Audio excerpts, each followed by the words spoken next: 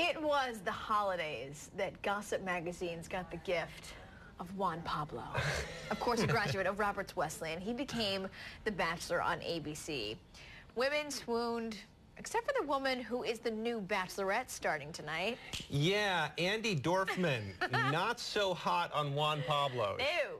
Big rejection, and well, Jennifer got to talk to her about the slight. Now, I just want to note that I've been watching your body language for the past few minutes, and you're all smiles, so I hope for you that's a good sign. Yeah, I mean, I'm happy. I'm talking to you. This show's about to premiere. I'm excited to kind of showcase this journey that we've been on. So no reason to not be happy at this point. Life is good. I know I'm not even going to ask because I know you can't. There's so much you can't answer. We just have to tune in and watch. But before we talk about this season, I want to take you back to last because in Rochester we have a following from Juan Pablo because he went to college right in the Rochester area. Yeah, that's right. Everyone was kind of excited in the beginning, and then I think some of the enthusiasm maybe tapered off. And it sounds like that might be your experience with him as well.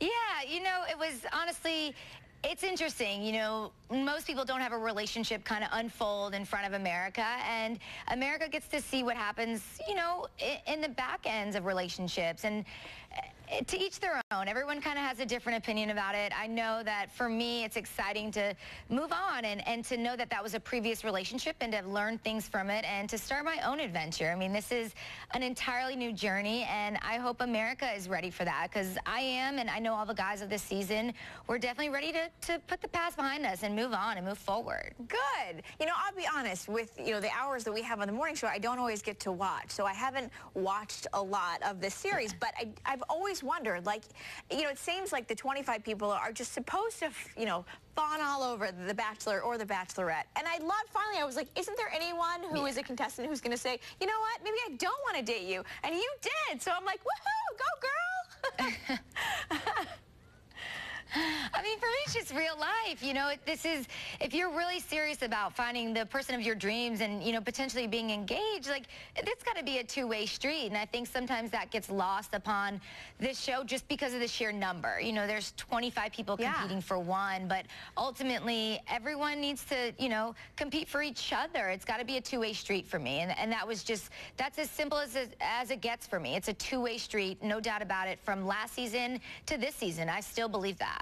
Because that must have given you confidence to decide, yes, I will be the Bachelorette, knowing that, you know, people aren't trying to, like, fulfill a role necessarily. Like, they can decide, too, that maybe, you know, you are right for them or they're not. When you have that opt-out clause, I guess you could call it, that's got to be nice knowing that they have that ability to do that, too. Because you're looking for love. You're not just looking to be on TV, I'm guessing.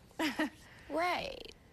Right, exactly. I mean, there is that chance that, you know, somebody doesn't feel the same way about me, and I know that because I left last season, so that's not lost upon me. But again, it's like, if this is going to work out, then it's got to be mutual. It's got to be a two-way street, and everyone opens themselves up to that risk of rejection. You know, this is no different from that. Everyone, you know, everyone could be rejected in life, and I could be rejected on this show, and that's just kind of a fear I have to face. It's the reality of it. So hopefully, you know, at the end, everyone's happy. But in the meantime, drama.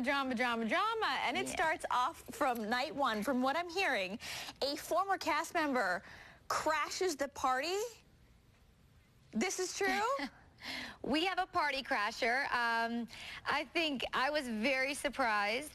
America will be surprised, and I think everyone's going to have their own opinion on it. But, you know, you put 25 guys in a household, and there is no shortage of drama, especially with 25 amazing but very unique and different personalities. So the drama starts night one, that's for sure. We expect drama. I heard you say one thing that we as viewers might not know or might not expect is how, like, it is day after day after day after day. You guys go nonstop. Yeah. We do. It is grueling at times. You know, it's amazing dates, but it takes a lot of work from, you know, our crew and producers and myself and even the guys. It takes a lot of work and a lot of preparation to go on all those dates, and it's day after day. But I'll tell you, I never knew how much adrenaline could fuel you. You know, as tired as I could be, it was like, all right, next date, let's go. The guys had amazing energy, and the adrenaline really fuels you throughout all of this. Well, I love seeing a gal, assistant DA. I hope you found love. And have you been able to get back to work at some point, or is that still sort of all up in the air in terms of just with everything else you have going on? So I haven't even been back to Atlanta yet. We actually just finished filming a couple days ago. So it has been a whirlwind. You know, haven't been back to Atlanta yet, but I'm ready to get back there. I'm ready, you know, I miss my job, and I'm ready to see this. I'm ready for America to go on this journey with me. But there's a part of me that's definitely ready to get back to life and get back to Atlanta.